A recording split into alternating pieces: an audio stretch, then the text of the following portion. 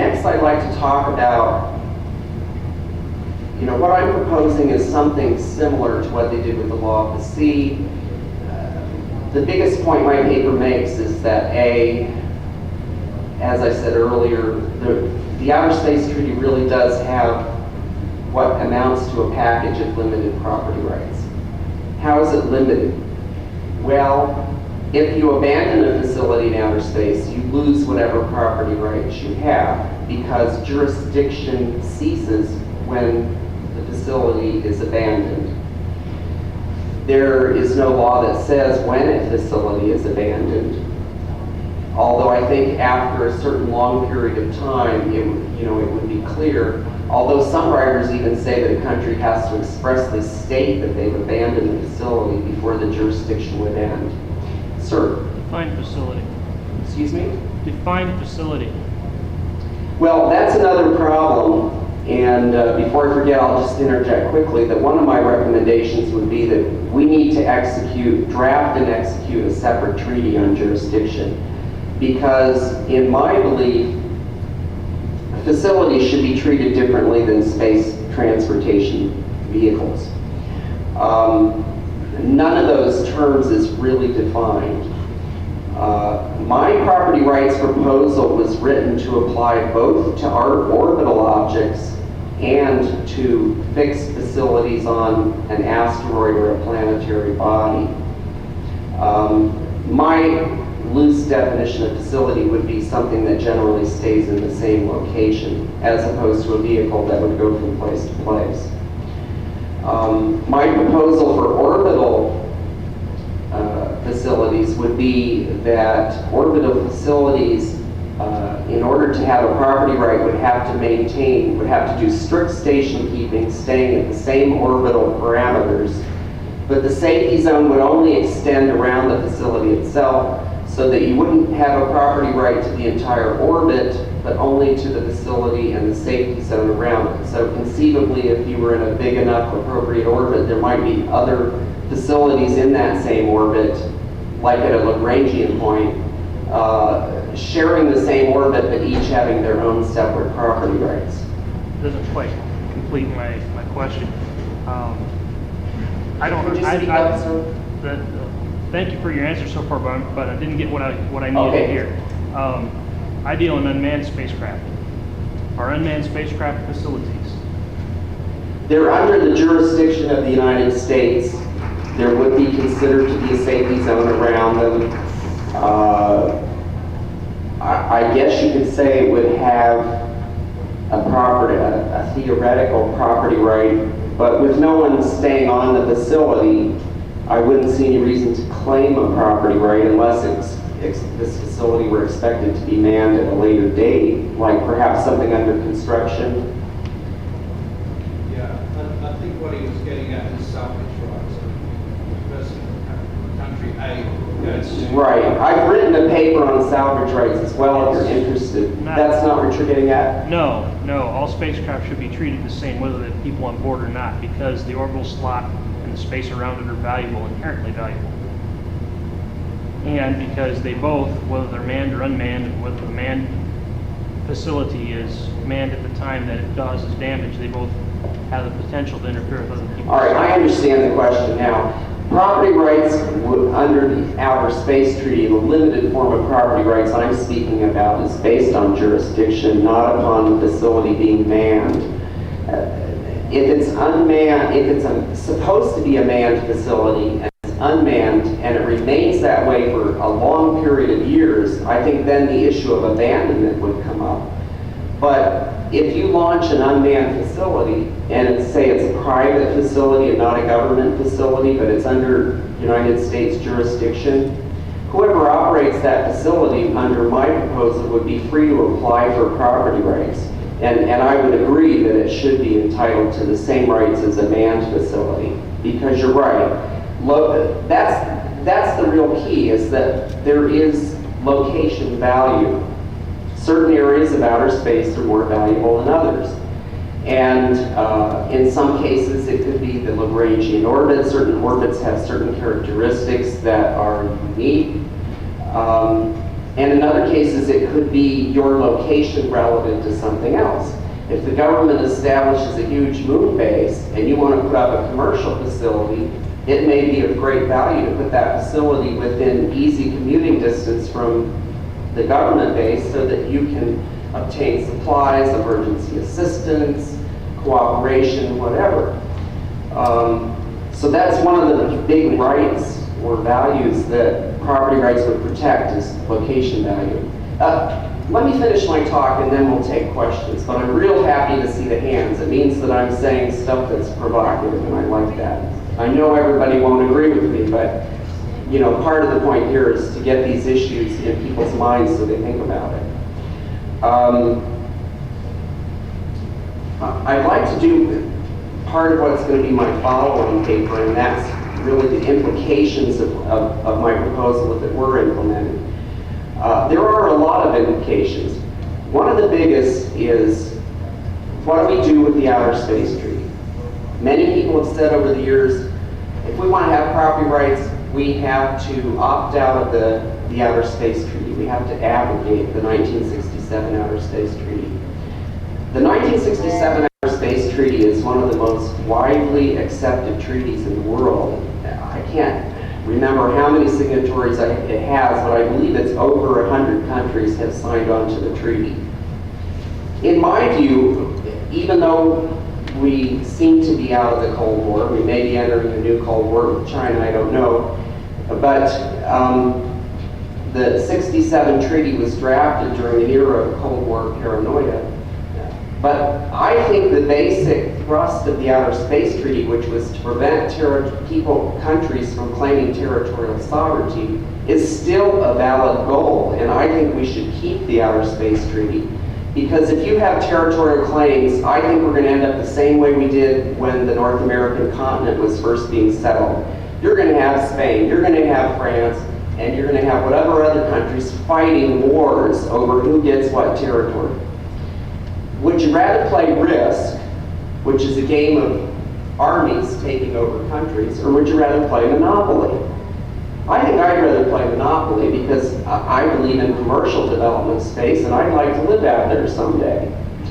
The good thing about a property rights regime in the absence of territorial sovereignty is that a German company can put up a facility under German jurisdiction. And if we have a comprehensive jurisdiction treaty, that German company could sell their used facility that's outdated to Angola, a non-spacefaring nation, have Angola take jurisdiction over the facility. Angola, who has no space capability, all of a sudden has access to space and a place to work. This, to me, would actually be of great benefit to the third world countries.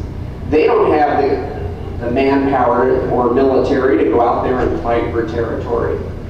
They get much more than they would under a regime of territorial appropriation.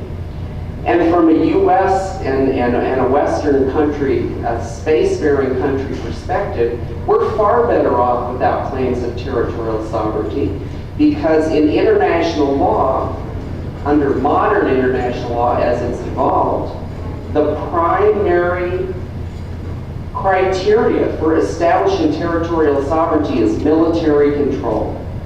Can we afford to control large areas of outer space with military force? The expense is horrendous. Space already is horrendous undertaking. It's horribly risky. It's very expensive. How can we spend that money on the military when we should be spending money on launch technology and materials technology and developing whole new technologies in outer space? It would be a bad move to go back to claims of territorial sovereignty. On the other hand, going back to the monopoly analogy, I don't think that countries lose out by giving up the right to claim territorial sovereignty. Because look what happens in monopoly. You want to get 3 properties of the same color.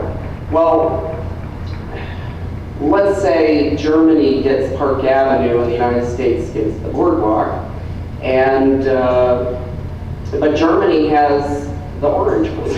What is it, Near Place? I don't remember them all. But what happens is you start trading to get monopolies.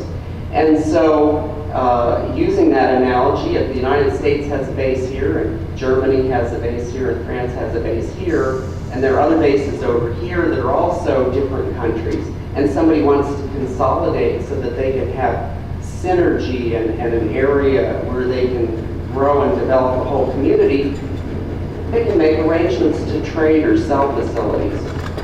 And so I think it reduces things to a smaller scale where you're doing deals that are more on the line of corporate mergers or corporate acquisitions rather than large-scale wars. And so I think it would be beneficial to anyone that wants to go out into space, and I think it would also be a lot cheaper for national governments and taxpayers. Socially, what kind of social implications are there for this? I think it would be a real boon to commerce in outer space. If you have an orbital facility from Germany that's within the immediate vicinity of an orbital facility from America, you start having the same thing that's happening with the globalization of the financial markets in the United States. If Germany has a more favorable financial law, you can take a shuttle over to the German facility and buy what you want at no taxes, or, do your work, contract your work over there with some kind of a tax break. You start to have competition between national laws that affect space development. And that's what we need. That's what we need, because some countries will experiment, and some experiments will work. And the United States, some of the United States, in a space company can point to this German law and say, we need that here. So I think that's a big kind of a social legal implication that I think would be very helpful. Military, obviously, eventually we'll probably have a space force. But I found the Air Force to be, and I have a lot of contact with the Air Force, I find them actually to be very reasonable. They have a lot less desire to go to war than the government in Washington, I'll tell you. And I don't think they want to be out there protecting large areas of outer space either. I think they're very excited about going into space. They love the technology, and there are going to be a lot of things they could do out there, but I can't see them opposing this either. The other thing I like about my proposal is that I've always wanted to live in outer space. And I am very leery of governments that want to establish a very detailed governmental structure for people that are living thousands or millions of miles away from Earth. It's just like the English government trying to regulate the American colonies. It didn't work. They weren't there. They didn't know the conditions. They didn't know what these people faced on the frontier. And they were taxing them for things where they were getting no benefit. With a real property regime without territorial sovereignty, it makes it much easier for space settlers to transition into their own government. Even though the United States has jurisdiction, I would like to see them set up a framework of laws that would allow people the freedom to do whatever they need on the frontier to become self-sustaining as quickly as possible, so long as they don't harm anyone else. And as early as possible, I think that space settlers, as soon as they're self-sustaining, as soon as they have the desire, should be able to become self-governing. If you look at the history of colonization on Earth, that also led to many wars. And in effect, that's why the UN was formed, because so many countries became independent of the mother countries in the late 50s and early 1960s, that all of a sudden we went from a very small number of countries to an enormous number of countries, and these countries had to meet in some cases and diplomatically resolve issues, and they needed a forum, so we ended up with the UN. Calling space settlements colonies, bad terminology, bad implications for someone from Washington, diplomats. It paints the country that uses the term as an imperialistic power. And I think that as much autonomy as the spacefaring nations can give their space settlements, the less touchy it will be politically with non-spacefaring nations. If they see these people as more independent and less as agents of the nation that sent them up there, the less likely they are to oppose space development by those countries.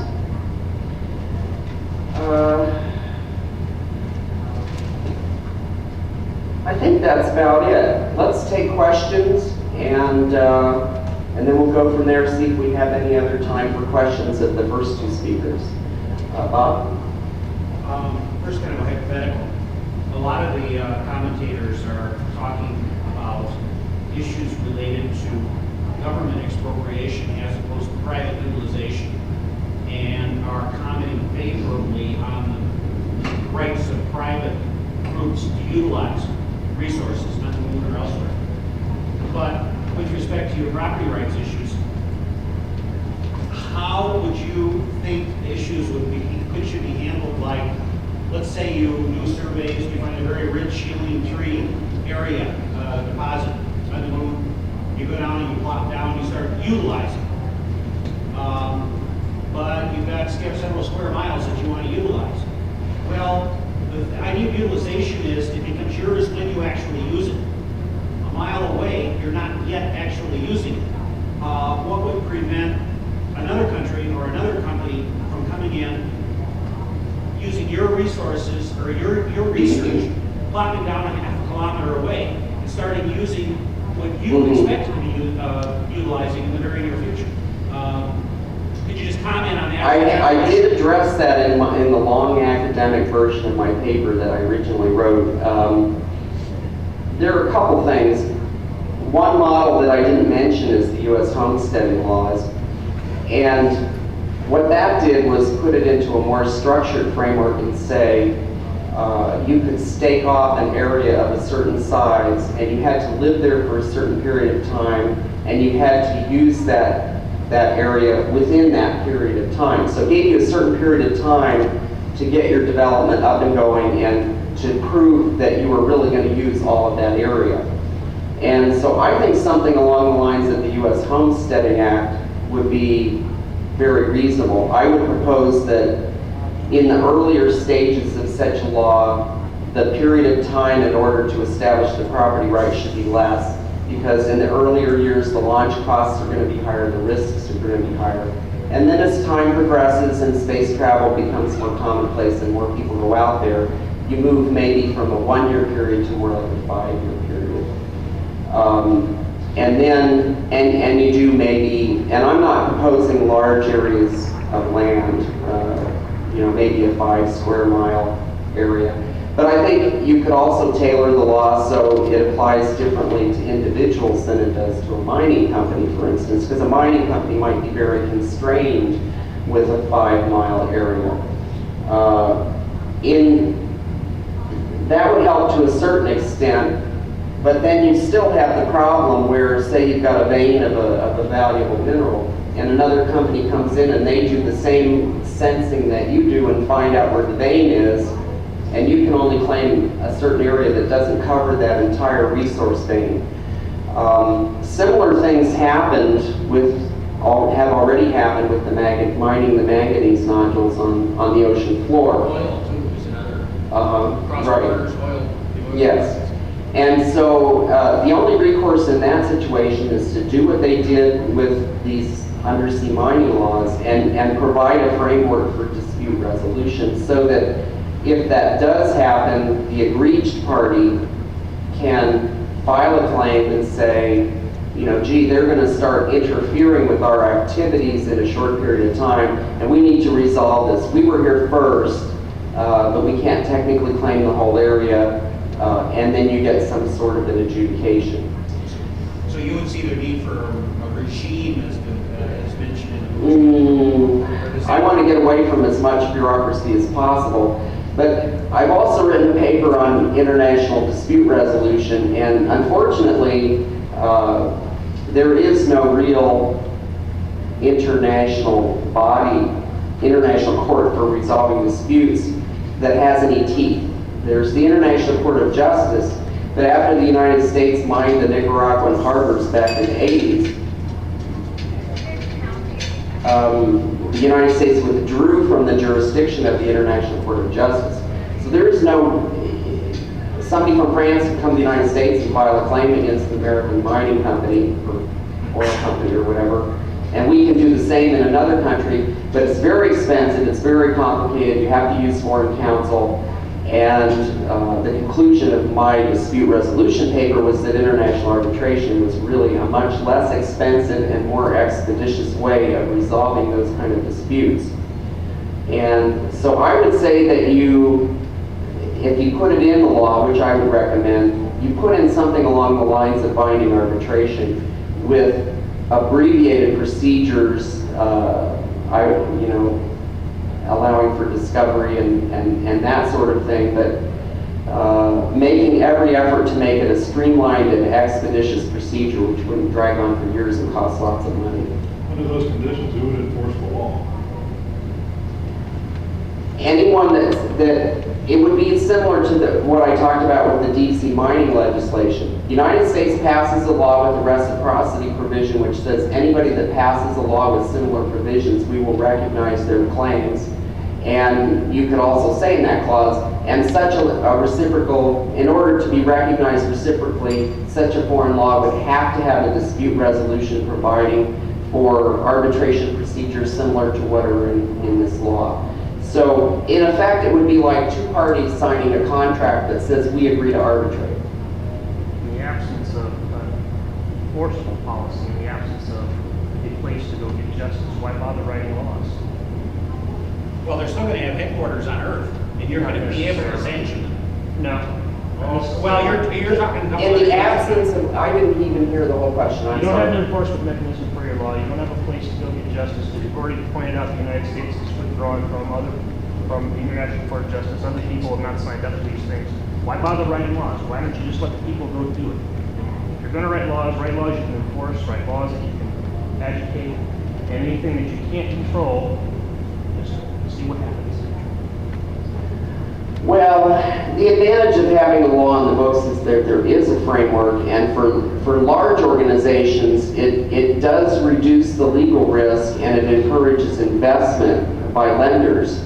So, you could also make in the law, I don't know if you're familiar with government contracting, but prime contracts usually have pass-through provisions that say that any subcontracts have to include this provision. You could put it in the law that any company going out appropriating resources has to agree, has to sign something or agree that they will submit to this arbitration procedure. I think there are ways of doing it. I'm not completely against the laissez-faire approach, but my goal as a space lawyer is to find what laws we can pass that will encourage space development at no cost to the taxpayers.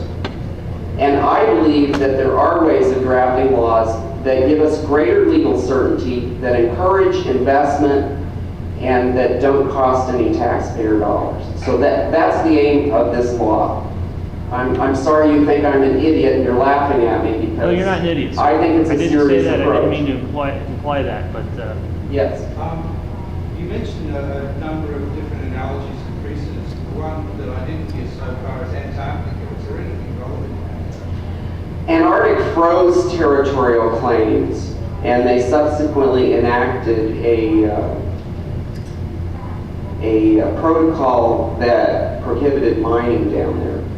It is a fragile ecosystem. There are some valuable minerals down there, but it's kind of a unique case. And when we're talking about unique cases, I should also mention the geosynchronous orbit, which in my article I recommend that we leave out of any real property regime, because I do believe that there are so many technical issues with satellite spacing and frequency interference that as much of a bureaucracy as it is, I think that the International Telecommunications Union is doing a far better job of managing that problem than a real property rights law could ever do.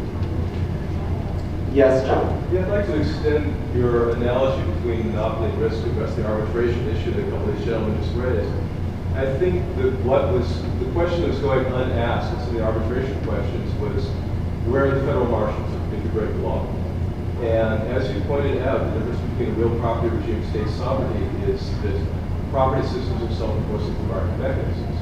And you saw in the evolution of arbitration something very similar. The enforcement mechanism wasn't setting the marshals to seize your property, but it was commercial enforcement. That if you agree to arbitration and didn't abide by the decisions, you're going to find it a lot harder to get commercial credit. You're going to find it a lot harder to enter into contracts with other suppliers. And the mechanisms are self-enforcing that, but you don't need somebody to bust down the door and seize your bank account.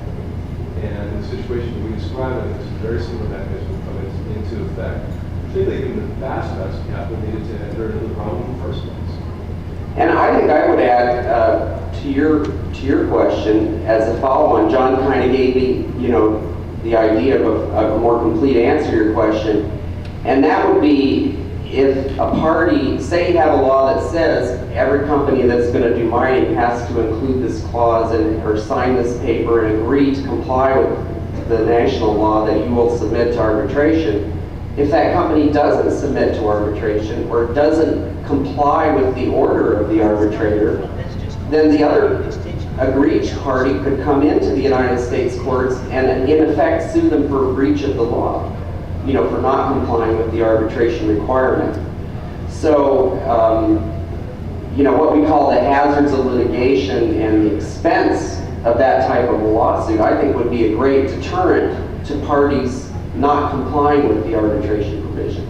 Truth of the matter is, early on, I think it's going to be big organizations that go up there because of the expense and risk.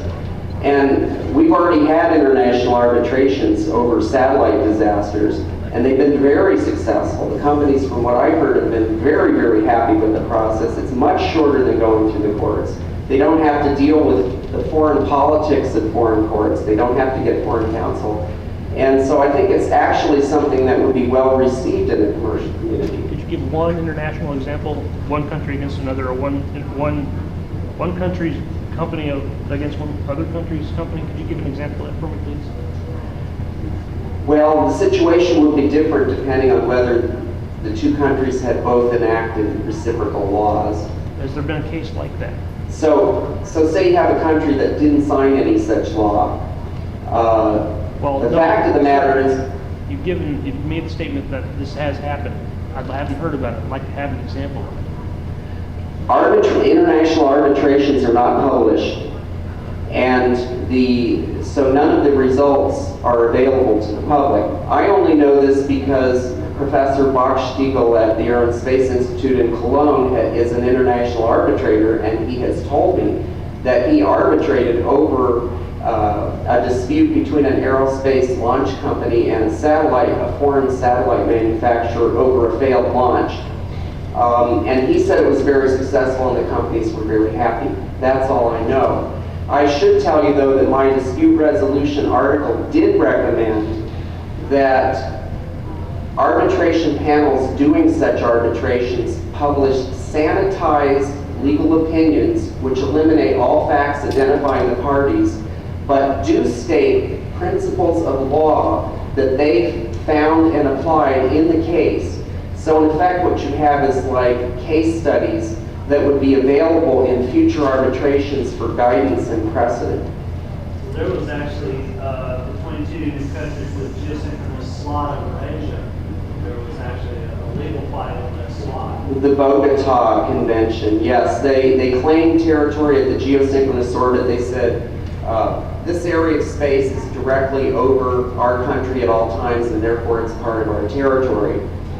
Actually, that helped the prohibition against territorial sovereignty because nobody but the nations that claimed it would stand for the claim. Writers came out uniformly against the claim, and it went nowhere. Bob?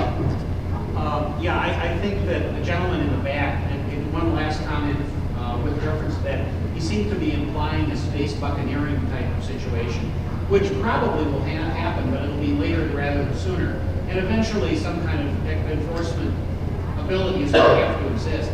But I think that you're right in the sense that the big corporations are likely to be there long before we have any asteroid hijacking or anything like that by the space buccaneers. I think it's well into the future. obviously.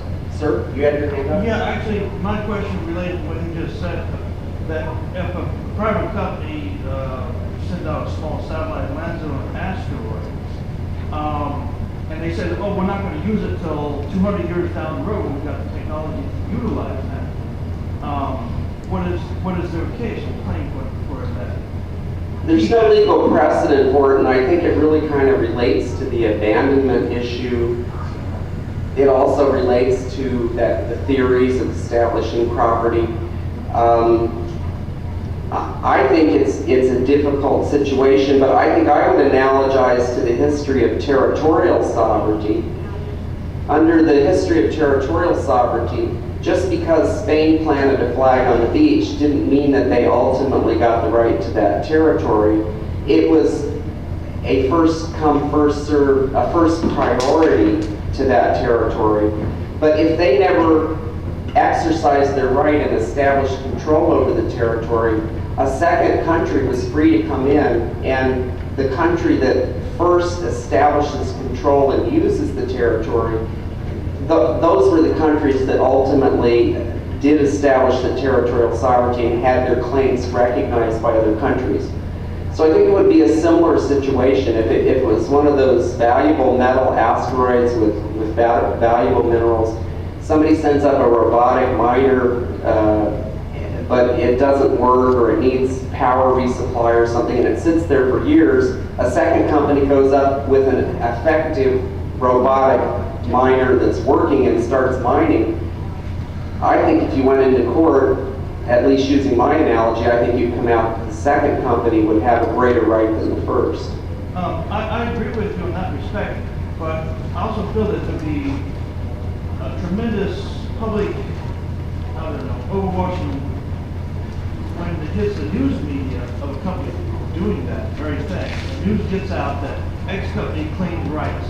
Well, some group of lawyers will come out and say, oh, no, you can't. But in public opinion, and the upswell of people talking over water cooler and stuff, they're saying, well, did you hear so-and-so just claimed an asteroid? Well, I agree. I mean, space is a big place. Why cramp somebody else's space if there's something else out there?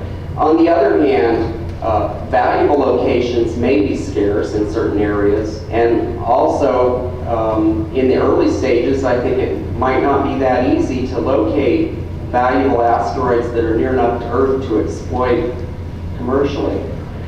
And so you're probably right. I'm sure it would be controversial, but it might be a bad situation that would lead to a good legal result. You might actually end up with a clearer legal precedent as to what would happen in the future. One more question. Yes, sir? Wayne, how do you rectify the exquisiteness of the law with what's going to get pretty wild and crazy place? You know, the idea of the enforcement question that was brought up on both ends is going to lead to some discussion. For instance, the idea that we may or may not have the authority to on Earth, and you have a national system in certain sense that if you don't exist here, you're going to apply our law. I'm sorry, I can't hear your whole question. Can you repeat it, please, louder? How do you rectify what I say is the exquisiteness of the law with what is going to be the reality of the Wild West, essentially, out there in space? How do you do that? Well, you know, they had land claims offices on the frontier, and they had claim jumpers during the gold rush, and those things are going to happen, you're right. I think that contrary to the glamorized image of the Wild West, from what I've read, most townspeople were honest, and when there was a problem like that, they banded together to help each other. And I don't know, my other thought is that, gee, you know, I think frontier types tend to be more honest rather than less honest. They're not fast buck types. They're not, most of them, hopefully, that actually get out there and want to live there are not con artists either. They're people that want to have freedom. They want to live the way they want to live. They're live and let live types. And another thing I think is that we have kind of what Isaac Asimov called a terrestrial chauvinism attitude, where we live on a planet that's with a growing population and a shrinking land area, when space is an enormous, vast ocean of resources, where I think there will be very little need for people to do dishonest things and to fight over what they can get when there's so much out there to get anyway. All right, unfortunately, no more time for questions. I need to introduce our panel.